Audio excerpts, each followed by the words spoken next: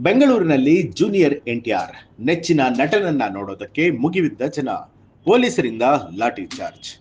ಮಹದೇವಪುರದಲ್ಲಿ ಕಿಮ್ಸ್ ಆಸ್ಪತ್ರೆಯನ್ನ ಉದ್ಘಾಟನೆ ಮಾಡೋದಕ್ಕೆ ನಟ ಬೆಂಗಳೂರಿಗೆ ಆಗಮಿಸಿದ್ರು. ಈ ವೇಳೆ ನಟನನ್ನ ನೋಡೋದಕ್ಕೆ ಸಾವಿರಾರು ಸಂಖ್ಯೆಯಲ್ಲಿ ಅಭಿಮಾನಿಗಳು ಬಂದಿದ್ದಾರೆ.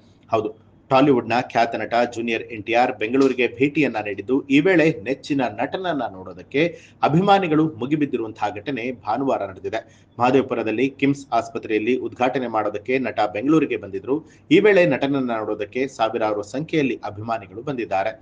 ಈ ವೇಳೆ ಅಭಿಮಾನಿಗಳನ್ನ ನಿಯಂತ್ರಣ ಮಾಡೋದಕ್ಕೆ ಪೊಲೀಸರು ಹರಸಾಹಸ ಪಟ್ಟರು. ಬಳಿಕ ನೂಕುನುಗ್ಗಲು ಹೆಚ್ಚಾಗ್ತಿದ್ದ ಹಾಗೆ ಜನರನ್ನ ಚದುರಿಸೋದಕ್ಕೆ ಪೊಲೀಸರು ಲಘು ಲಾಠಿ ಪ್ರಹಾರವನ್ನ ನಡೆಸಿದ್ರು. ನಂತರ ಪರಿಸ್ಥಿತಿಯನ್ನ ನಿಯಂತ್ರಣಕ್ಕೆ ತರಲಾಯಿತು. ಇನ್ನು ಸ್ಥಳದಲ್ಲಿ ನೆರೆದಿದ್ದ ಅಭಿಮಾನಿಗಳು ಸಿಎಂ ಅಂತ ಹೇಳಿ ಘೋಷಣೆಗಳನ್ನ ಕೂಗಿದ್ರು.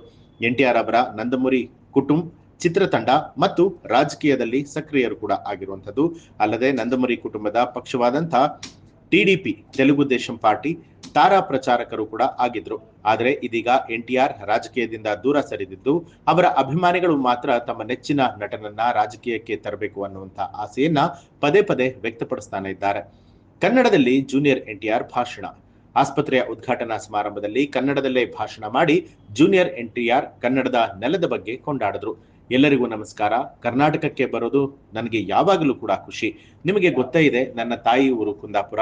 ಬೆಂಗಳೂರು ಕರ್ನಾಟಕಕ್ಕೆ ಬಂದಾಗ ನನಗೆ ಅಪ್ಪನ ಮನೆಯಿಂದ ಅಮ್ಮನ ಮನೆಗೆ ಬಂದ ಹಾಗೆ ಅನ್ಸುತ್ತೆ. ನನಗೆ ಇದು ಯಾವಾಗಲೂ ಕೂಡ ತುಂಬಾನೇ ಸ್ಪೆಷಲ್. ರಜೆಯ ಮಜಾ ಕಳೆಯೋದಕ್ಕೆ ಮಕ್ಕಳು ಊರಿಗೆ ಬಂದಂತಹ ಅನುಭವ ಆಗತ್ತೆ ಅಂತ ಹೇಳಿದ್ರು. ಒಟ್ಟಾರೆಯಾಗಿ ಇಂತಹ ಸಂದರ್ಭದಲ್ಲಿ ಅಭಿಮಾನಿಗಳು ಅತಿರೇಕವಾಗಿ ವರ್ತಿಸಿ ನಟನನ್ನ ನೋಡೋದಕ್ಕೆ ನೂಕುನುಗ್ಗಲನ್ನ ಮಾಡಿದ್ರು. ಇದು ಒಂದು ರೀತಿ ಬೇಸರದ ಸಂಗತಿ ಅಂತಲೇ ಹೇಳಬಹುದು.